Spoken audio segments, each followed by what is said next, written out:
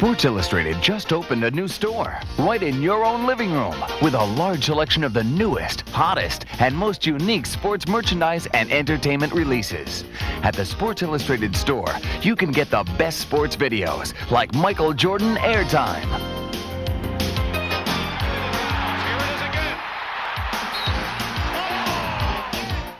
Plus quick access to championship tapes featuring the Super Bowl, the NBA Finals, the Final Four, and the World Series. There's also high-quality, authentic sports merchandise, the real stuff from NFL Pro Line, NBA Authentics, and Major League Baseball's Authentic Diamond Collection. Our sports collectibles feature the original 1954 first issue of Sports Illustrated, as well as signed SI covers from some of the biggest names in sports.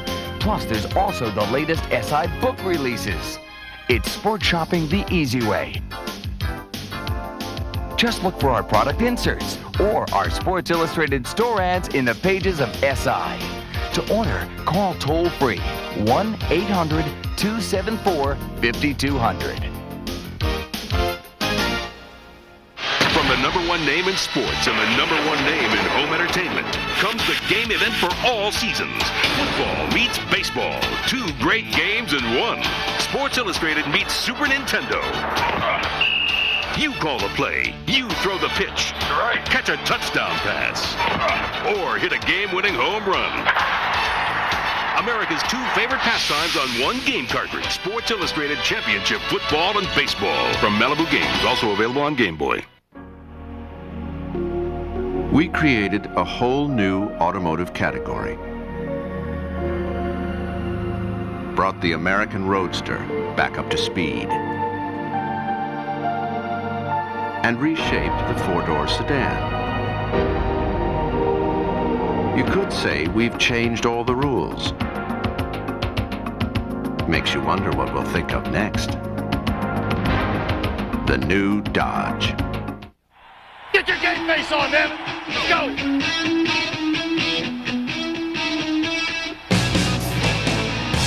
Ferguson goes down. It's a terrific leaping catch. The second down! Unbelievable!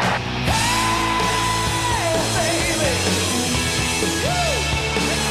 Takes the ball away from him. I know you believe in me. That's all I ever need. No, no.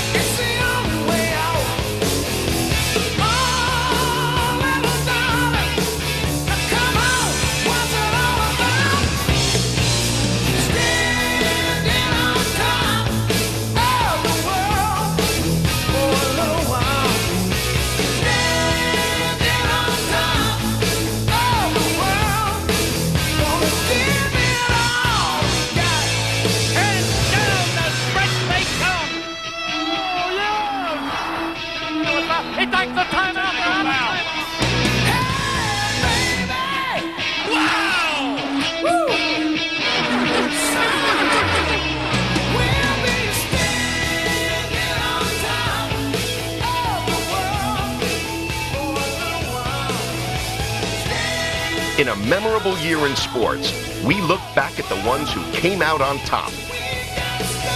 The teams who won it all. And the greats of the game who once again shined.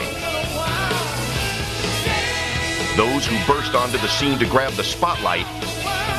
And of course, the one who left at the top of his game. So join us as Sports Illustrated presents The Year in Sports 1993, beginning with the NFL playoffs in January. I'll tell you what, man, just like any heavyweight fight, someone's got to throw the first punch. And I'll tell you what, let's not wait around, let's deliver, not accept. Let's go. Hit! Hit! Hit! Hit! Bring it! Bring it! Bring it! It ain't no surprise! It ain't no surprise! You can rush the quarterback. He sacked the game! You understand? Rush the quarterback. They pressure him and they sack him. The Look at it. Oh. Hey, what? Oh, boy. Come on! Man, did you see that collision?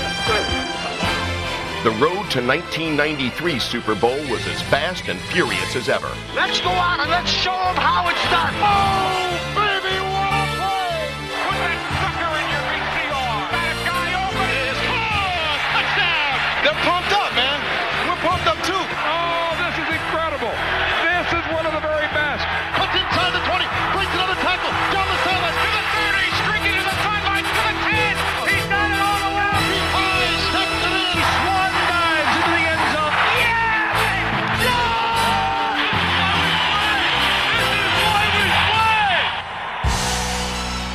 In the AFC, winning came hard for the Buffalo Bills. The two-time defending conference champs took more hits than in recent years and had to begin the playoffs with backup quarterback Frank Reich.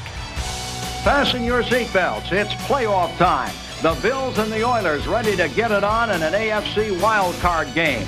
1, 2, 3, With the Oilers completely in sync, the Bills almost didn't get past the first round as Warren Moon led Houston to a staggering 32-point lead.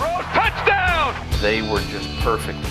Warren Moon was as good as he's ever been in any half of football in his career. Near sideline, Jeffries at the 5, he's in, touchdown! Well, you know, the lights are on here at Rich Stadium. They've been on since this morning. You can pretty much turn them out on the Bills right now.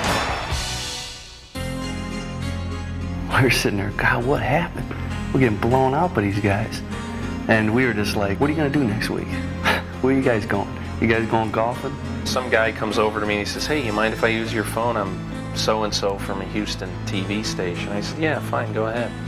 So he picks up the phone and he calls his travel agent and he makes a non-refundable airplane reservation for the following weekend to go to Pittsburgh. And I even said to him, I said, good move. And to be quite honest, at that point, when we were down by 32, in my mind, it was just kind of trying to make it respectable. Eventually, the Bills would make it more than respectable, mounting the greatest comeback in the history of the NFL. You could almost sense something in the air at the stadium. I mean, it was strange. Four-man rush, drops back in the pocket, sails it long, Beebe at the 10, at the 5, in for the touchdown. Looking to throw, rolls out, throws, down there is Reed at the 5, in for the touchdown. And now the Bills trail by 11 points, 35-24. Bang, bang, bang. He looks, he throws, Reed, touchdown. And boom, boom, boom, right after another. Back to throw, he looks, he throws, touchdown. And then we were like, man, this is unbelievable. Pandemonium all over! Bills can win it here. Wright puts it down. The kick is on the way, and it is good. And the Bills have won it. The Bills have won it. They win it 41-38. What a comeback by the Bills. You're playing games to find out who are the contenders and who are the pretenders.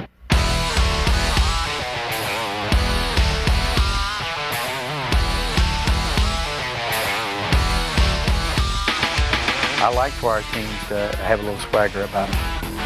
I like for them to be somewhat cocky and confident. Oh, what a play! That is a mark of a champion. With Troy Aikman leading the offensive charge, the class of the NFC was clearly the Dallas Cowboys. Touchdown! We'd like to think of ourselves as an aggressive offense. And is this man wide open? An attacking offense. Catch it. Oh, he's still going. Oh, look at that. He's going to score. He's got the 5. It's a touchdown. Number one with the Cowboys, everybody talks about Aikman and Emmett and Michael Irvin, but you always come back to defense, an absolutely tremendous, suffocating defense. Throughout their championship charge, the Cowboys rode their ferocious defense, which was ranked number 1 in the league. We have a nasty attitude in this defense. We're stripping the ball. We're tackling you hard. We're going to take your head off. Our Cowboy defense, unconscious. In the NFC Championship, it was Steve Young who was nearly knocked unconscious as Dallas upset the 49ers to go to the Super Bowl. How about them Cowboys? Good afternoon, everybody, and welcome to the greatest show in sport. From the Rose Bowl in Pasadena, California, it's the Bills and the Cowboys in Super Bowl 27. Nice day to be world champions today, wouldn't you think? How about them Cowboys, huh? night before the Super Bowl, Jimmy went into his team meeting with his players, and he said, let's just make sure we're focused, and they'll turn the ball over. Throw it in the end zone, intercepted! They'll turn the ball over. Got a fumble on the play. And they'll turn the ball over. Throws the ball out, intercepted by Everett at the 30. And it happens. I mean, you start turning the ball over, and everybody's looking around like, oh, he's a voodoo man or something, you know, what's going on? Jim Kelly was totally unable to cope with two things. One, the different looks he was seeing defensively. Kelly's going to throw. Here's Haley. Hit him and picked off in the air. Jimmy Jones intercepts and rolls in for a touchdown. And two, the different kinds of rushes he was seeing. Coming after him. And here's the quick pass, and they are in on Kelly. Uh-oh, he's holding his knee. And he is hurt. I think it was just, it was a gimme game for Dallas at that point. Aikman to Urban. Dallas touchdown. Throws it right to the goal line. Urban jumping, catches the three. Diving, touchdown. For 60 minutes, the Cowboys were relentless. In the end, a 52-17 rout of the Bills. Ken Norton runs it in. It's a touchdown.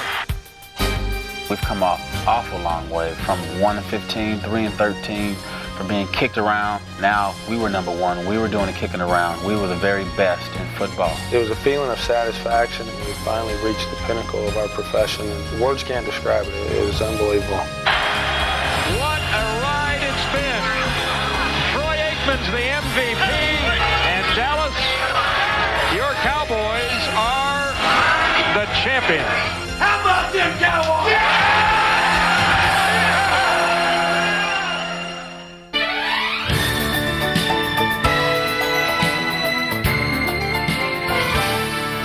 Straight catch for a touchdown.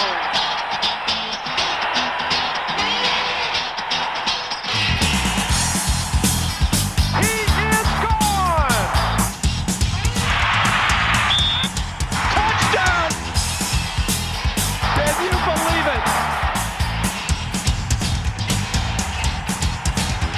It's a big comeback. Oh my goodness, he is gonna go. When the smoke cleared on the college football season, the battle for number one took place in the Sugar Bowl on January 1st. A lot of people didn't respect us going into that game.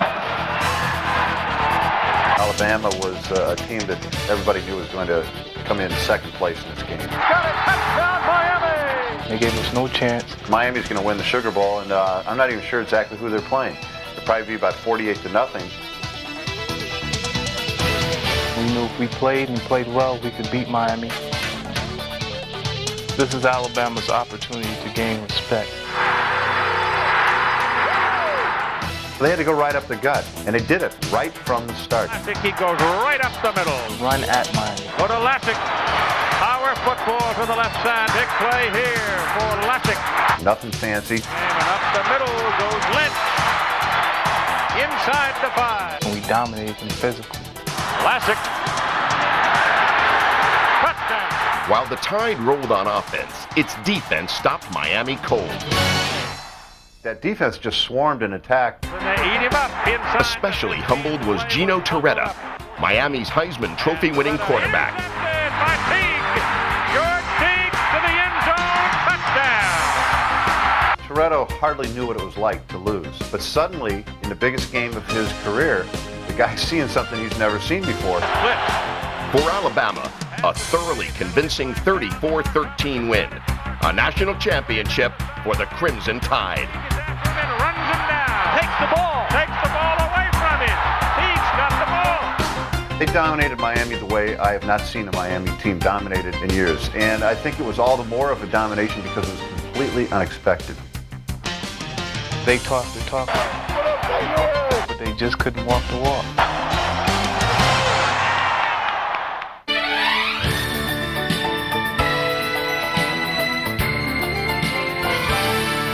When the college basketball season tipped off, the race for number one was wide open.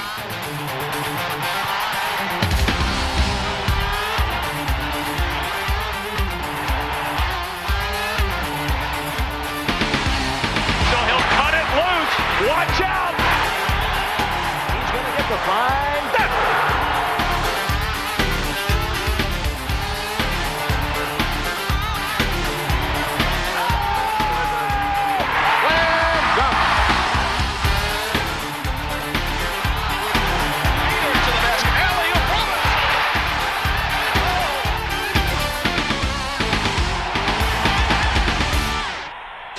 one time or another during the year, 6 schools were ranked number 1. And in April, 4 of those met to decide the national championship.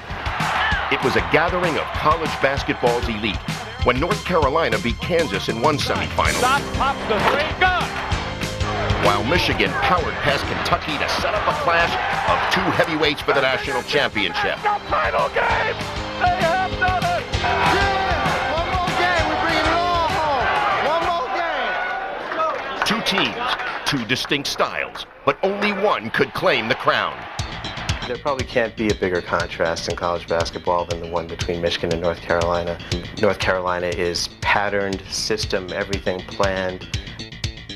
Michigan was improvisation, kind of like a pickup game on a playground. For people who like to see differing styles of play, this was your ultimate game. Come on, Leo!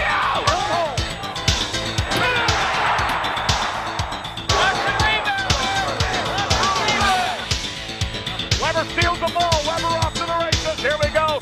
Chris goes in, slams it through. Weber with the steal and jam. They seem to get themselves going off dunks. It seems to be almost like a light switch that gets their energy pumped up. High post right, alley-oop to Weber, slam it through! Oh yeah, definitely. It gets our crowd going. It gets the whole game back to exciting and gets everybody pumped. He'll go in all alone, slams it While through. Michigan stayed inside, the Tar Heels countered with the dead-eye shooting of Donald Williams. A lot of pushing going on down and low. Williams, wow. Now Donald Williams to the baseline, shooting on the move and scoring. My teammates recognize that and they do a good job of screening for me and really giving me the ball when they see I have the hot hand. Was able to come down and drain one shot I thought was about from half court. To Williams on the right side. Donald spots up for a 3, got it. Coach Smith kind of gave it like that kind of look. Like 2 titans, the teams battled evenly down the stretch, trading baskets and dreams with the national title on the line, eventually setting the stage for one of the most dramatic moments in tournament history. 73-71. Sullivan shooting to give Carolina a 3-point lead. 20 seconds remain. Sullivan's free throw is no good. Rebounded by Weber. Michigan out of timeout. And Weber, front court, Carolina thought he'd travel with it. Weber, front court, Carolina was foul. He takes the timeout. They're out of timeout. Technical foul. Technical foul. I dribbled down the court looking for someone, and then my automatic reaction is to call a timeout and set something up. So I did that, and obviously we didn't have any timeouts left. And at that point, it was just, that was probably the lowest point of my life right there. A huge mental mistake. Nothing you could have said could have affected me.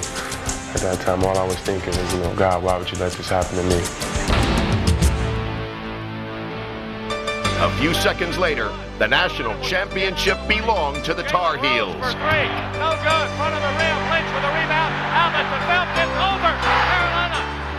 The Tar Heels have won the national championship, right where they won it 11 years ago. North Carolina's victory was well earned, but if there's one play from the tournament that will live on, it's Weber's ill-timed timeout. All I was practicing for was 20 seconds of life, and I wouldn't have practiced as hard as I would. I wouldn't play basketball. I'm more than 20 seconds of a person and more than 20 seconds of a man. I made a mistake. It hurts, but it didn't make me any less of a player. It didn't make Michigan any less of a team. We lost the game. I was unfortunate, but we all make mistakes. I just made mine in front of 20 million people.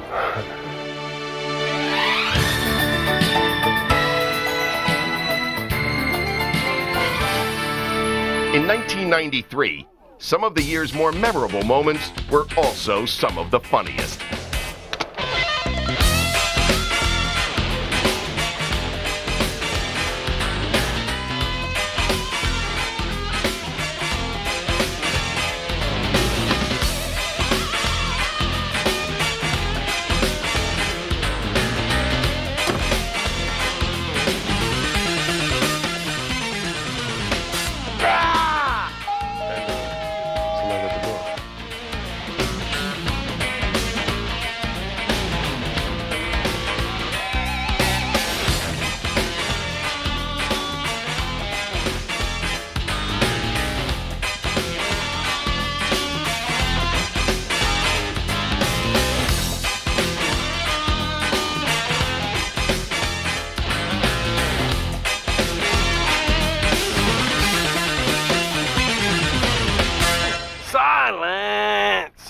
Is that on? And now an up-close look at some very close calls.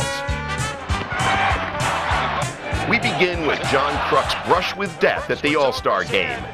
Although the Phillies' first baseman didn't exactly have an all-star at bat, at least he lived to see another day. He knew that was coming. John had no chance. Incredibly, Rusty Wallace lived to race another day after this crash, although a few weeks later, he did give fans an encore performance. Meanwhile, the Reds' Jose Rio gave it to the crowd at Chicago's Wrigley Field, while teammate Tom Browning decided to give in and join the crowd across the street during a game.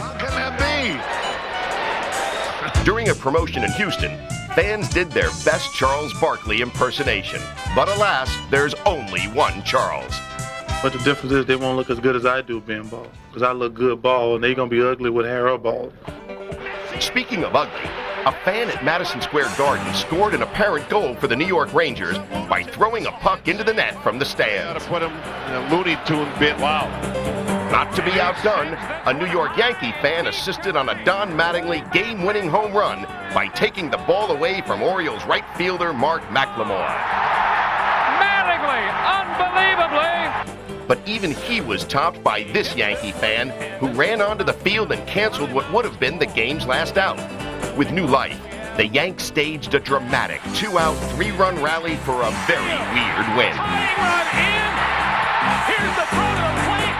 The Yankees have won it. In Philly, this rendition of Take Me Out to the Ball Game turned into Take My Baton at the Ball Game. While finally in Chicago, Bulls fan Don Calhoun won $1 million with this 1 in a million shot. So who needs Michael Jordan?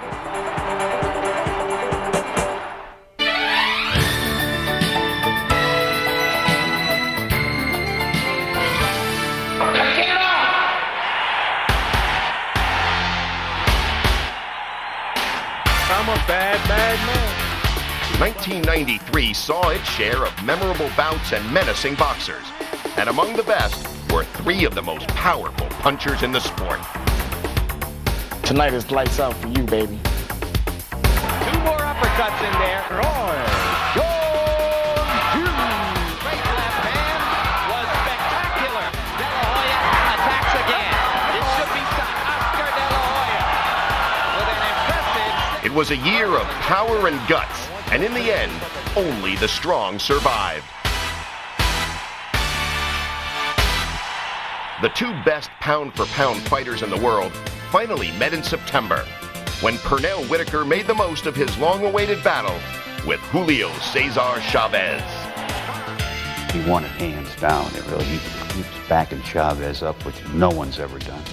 Countering to the body and coming back with combinations to the head. Whitaker follows with the left. It was a great fight, just an extraordinarily bad decision. Ladies and gentlemen, we have a draw.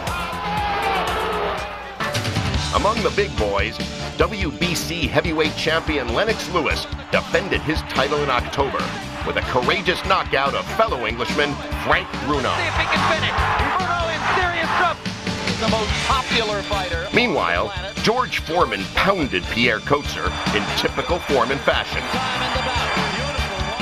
But then, Big George lost to Tommy Morrison in what may have been his final bout. Last round, there ain't no more.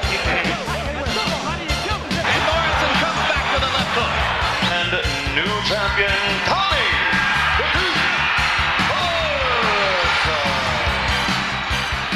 Morrison defended his WBO title by knocking out Carl the Truth Williams.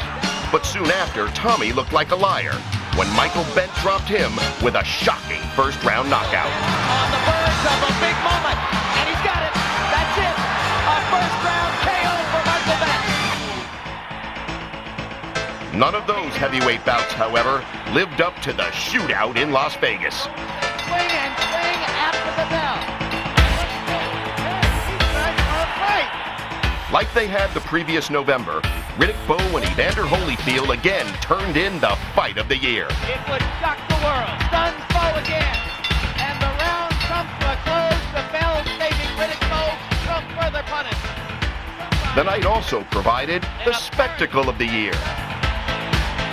Incredibly, a parachutist crashed into the ring in the middle of the 7th round, and disrupted the fight for more than 20 minutes. Startled but unharmed, the two fighters regrouped and resumed their hostilities. Close enough, he's out with a left hook. This is it. Holy. In a 12-round decision, Evander Holyfield regained the crown he lost to Bo a year ago. And once again, heavyweight champion of the world, Evander Holyfield.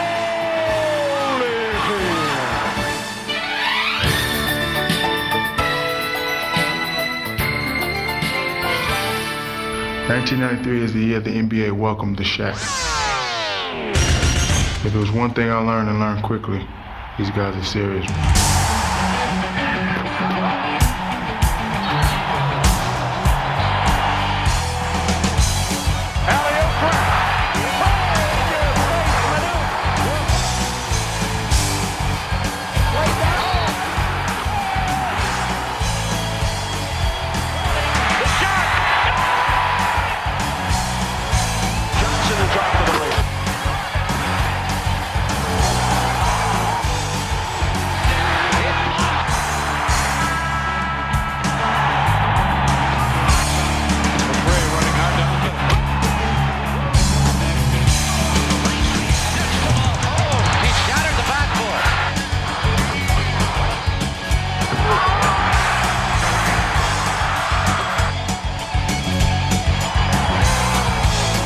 In the NBA playoffs, Michael Jordan and the Bulls breezed past the Atlanta Hawks and then finished off the Cleveland Cavaliers in typical Jordan style. The Bulls' much-anticipated battle against the New York Knicks was next, but what was unexpected was the play of John Starks. Starks was hitting him coming off picks, pulling up on fast breaks with somebody in his face, all alone. There was just nobody that could stop him.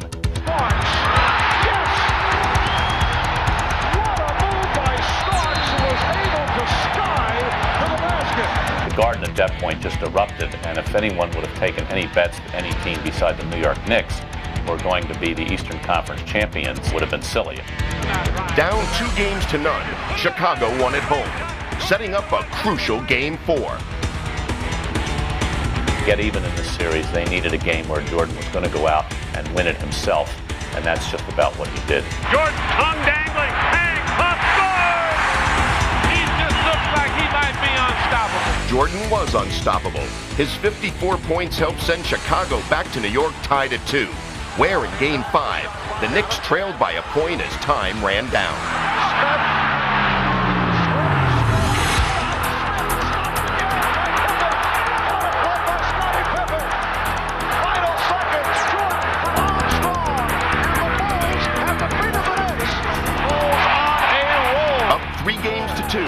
Chicago closed out the Knicks and moved one step away from its 3rd straight title.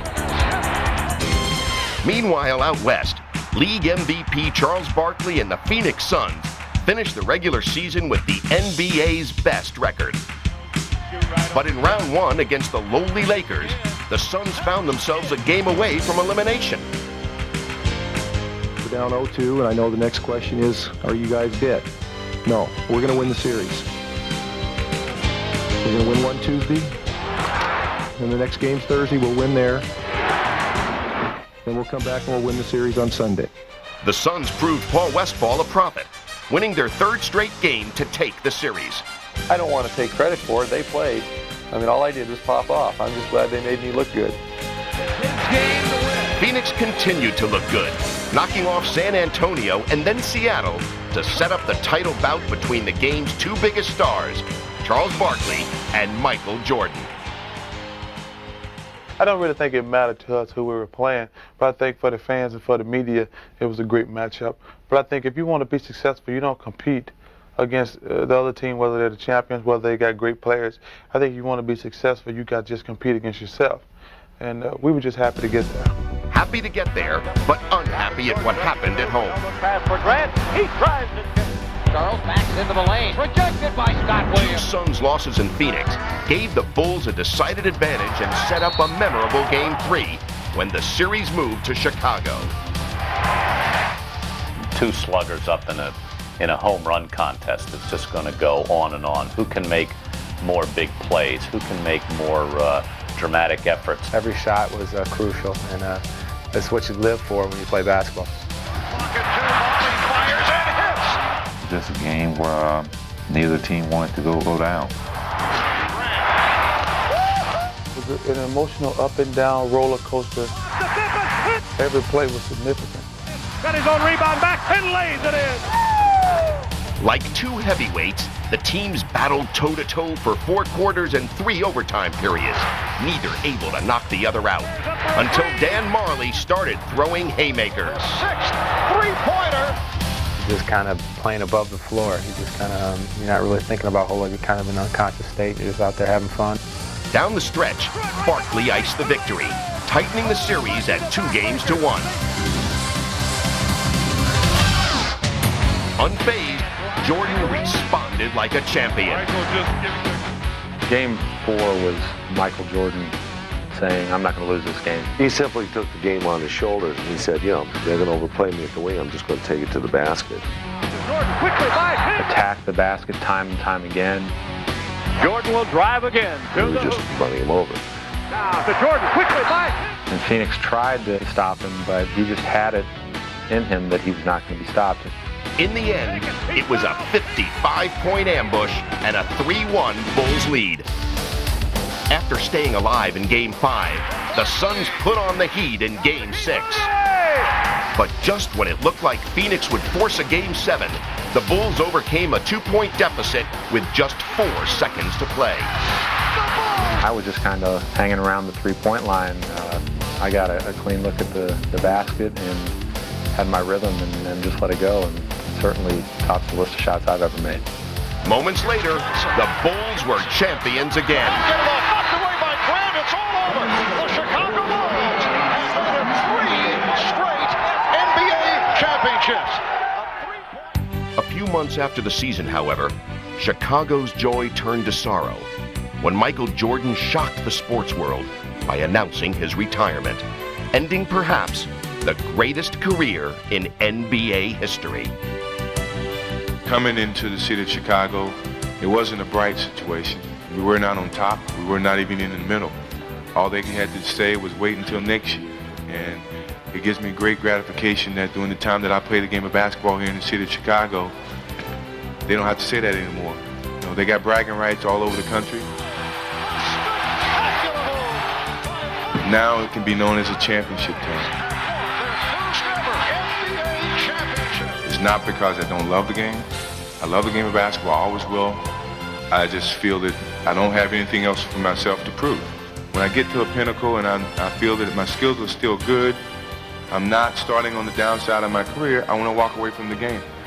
And it's been very fortunate that I'm on top. And I'm coming off 3 championship seasons. This is the perfect timing for me to walk away. It was an honor to play with a guy that was that talented and meant so much to a city, to an organization, to the game of basketball itself. I just am so honored to have played alongside of him. No one could believe what Michael Jordan could do on the court. I couldn't even believe it half the time, but after I've seen it for so many times, it was like, I guess he's real. I had to touch him a few times to make sure. I know the kids are going to be disappointed, but hopefully they learn that basketball is great to play it. It's an enjoyment, it's a fun, it's a hobby. But there's a lot to life other than sports.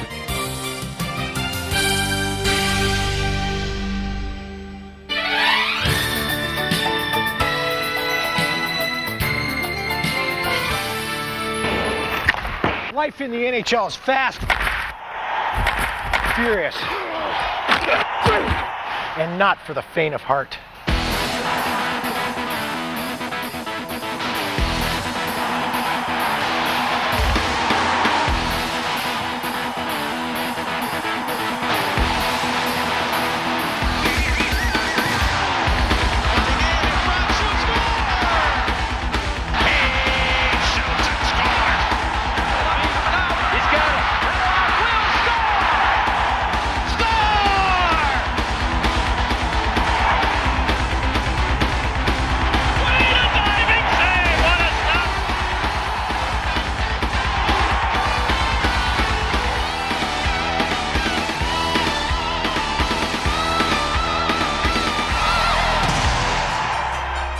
In the regular season, the hockey world was stunned by the news of Mario Lemieux's battle with Hodgkin's disease.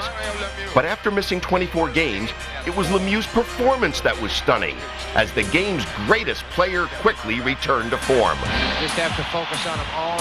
Here comes Lemieux. He scores! Once again, Lemieux led the league in scoring and had the Penguins gunning for a third straight Stanley Cup, until they ran into the upset-minded New York Islanders.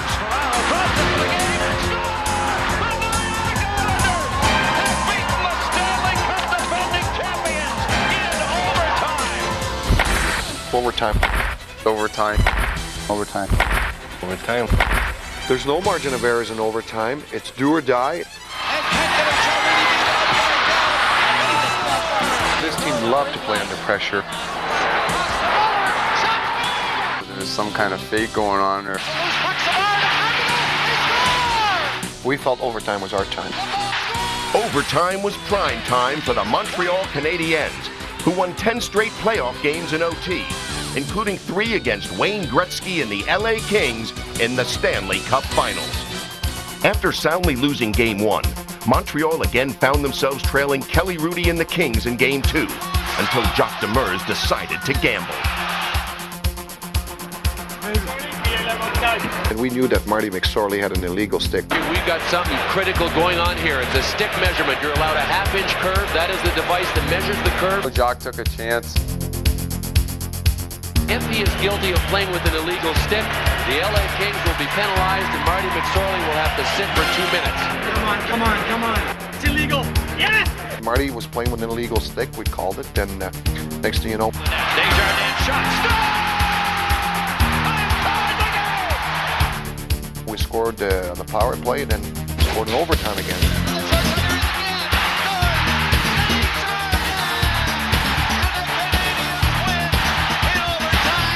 The old overtime was back in our favor again. Two more overtime wins in games 3 and 4 allowed Montreal to win the cup in the Forum. 24th Stanley Cup banner will hang from the rafters of the famous Forum in Montreal. The Canadiens win the Stanley Cup.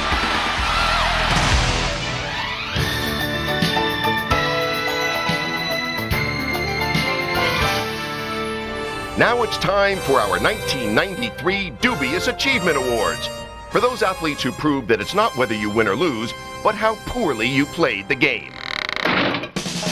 We begin with Jose Canseco.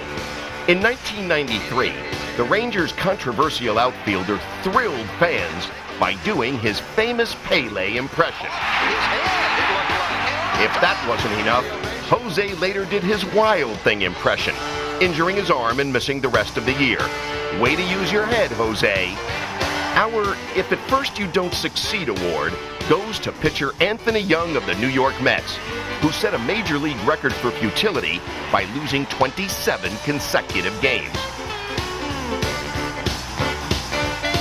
In August, AY's streak mercifully ended, giving the lonely Mets their lone highlight of the season.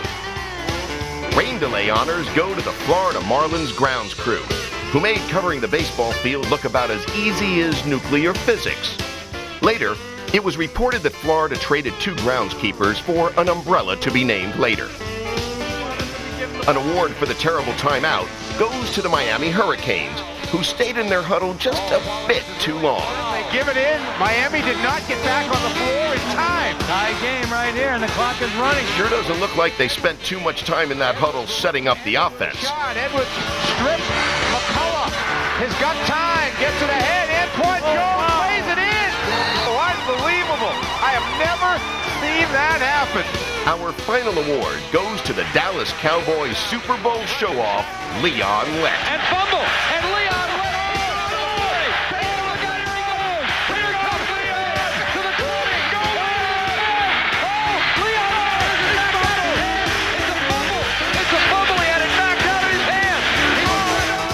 Hey, Leon, if there is a next time, don't even think about letting up.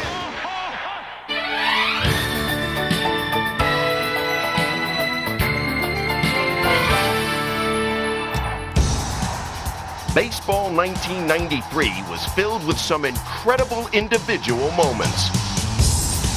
Barrett throws, it's over, and Brazil has done it!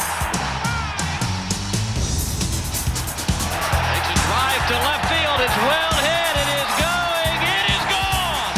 Home run number 400 for Andre Dawson. Goes McRae, wow!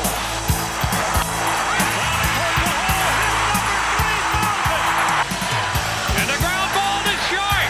Velarde, he did it. That is a smash into left center field, way back, and a grand slam. He has hit another home run. Oh! Into right field, did he do it again? 3 home runs for Mark Witt. Into center field, did he? Yes! His 4th home run of the game.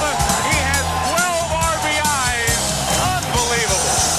The season's end saw the career end for 3 of the game's biggest stars, all of whom would likely gather again in Cooperstown.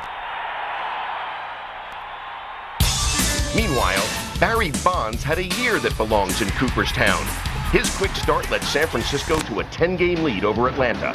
But in July, the Braves caught fire with the acquisition of Fred McGriff, whose presence helped ignite Atlanta's bats, as the Braves eventually overtook the Giants and won the division on the last day of the season.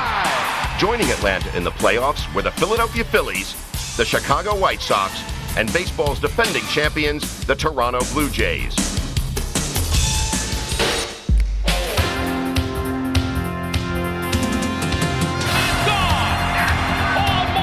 He pulled it and then some. Hit in the air, deep to right field. At the wall. Home run. Lenny Dykstra on the run to the warning track. Leaps and makes the catch. At the wall. Great leaping catch. Guzman wins another battle. Tim Batiste goes from goat to hero in a matter of minutes. And the Blue Jays are going back to the World Series. He struck him out. And the Philadelphia Phillies have won the National League pennant.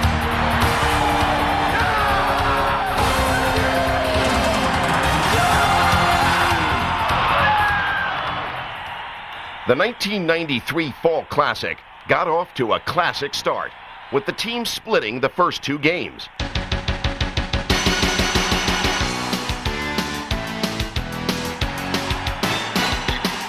Lob down the right field line, a great catch by Alomar. Dykstra on the move at the warning track. Alomar, shallow right center, and he makes a terrific leaping catch. Game 1 saw reliever Al Leiter shut down the Phils, while teammates Devon White and John Olerud delivered the decisive blows in an 8-5 victory. The next night, Jim Eisenreich's 3-run homer capped a 5-run 3rd inning for the Phils, as they escaped Skydome with the series tied at 1 game each. Back in Philly, the Blue Jays adjusted to life without the designated hitter. That meant batting champ John Olerud was out, and Paul Molitor was in, and contributing, starting with his first at-bat. Fast in right center and in for a hit, and on the wet turf it scoots past Eisenreich to the wall. Henderson is in, and Molitor has a triple. I was able to concentrate better than I have in a long time in terms of every at-bat, having an idea of what I wanted to get done. And thankfully, because of our lineup, had a lot of opportunities to get significant hits. On this night, another of Molitor's significant hits helped the Jays to a 10-3 rout and a 2-1 lead in the series. Game 4 saw runs rain down all night long in the biggest slugfest in World Series history.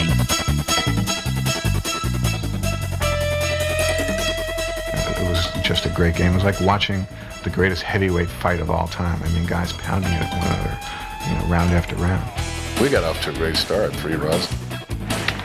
Well hit, base hit. White is in. They come back with 4. In the air to center. Racing back. At the wall. Can't get it. 2 great teams going at it. Not one of them giving up. Stalker's relay. Out of third. As the momentum swung from one team to the other. Well hit down the right field line toward the pole. It is a home run. Stottlemyre can't do anything to stop was just one of those things where if the thunder doesn't get you, then the lightning will. That's why they did it. Base hit. Butler will have a chance to score the go-ahead run. And We would challenge, they would challenge. They came out hitting the ball, smoking. We came out hitting the ball, and the best men win. he hits one deep to right. Forget about it. Way out of here. Dykstra, his second home run. Eventually, the Phils pulled ahead by 5.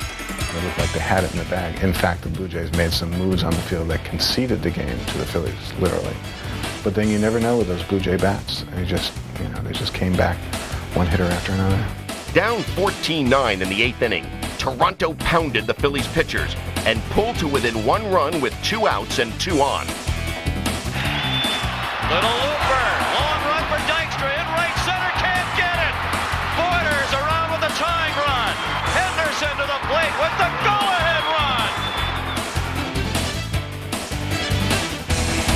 The great ball clubs always win those 1-run ball games. And you look at Game 4, it was a 1-run ball game. Curt Schilling kept the Phils alive in Game 5, pitching a shutout to send the series back to Toronto with the Jays up 3-2. But Sky Dome looked like Sky Doom for the Phils, as MVP Paul Molitor and the Jays coasted to a 5-1 lead through 6 innings.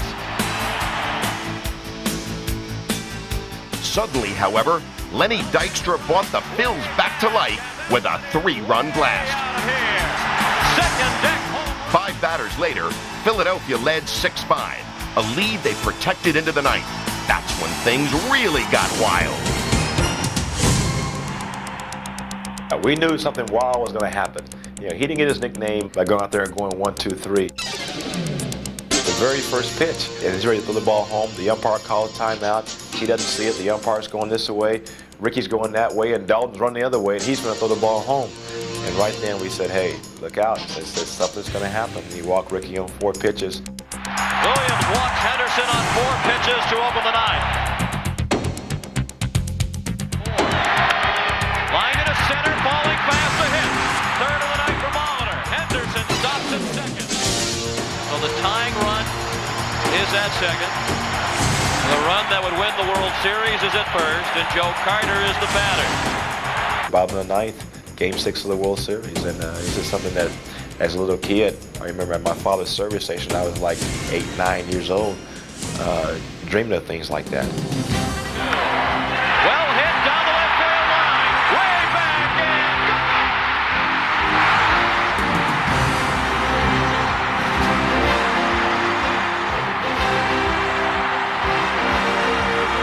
Joe Carter with a 3-run homer.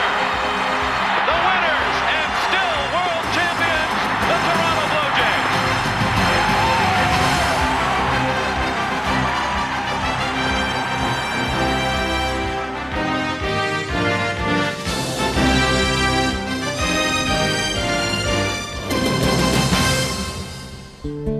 The sports world is not immune from tragedy, but rarely, if ever, has a single year been so cruel to our emotions. Through the darkness and gloom, we endure.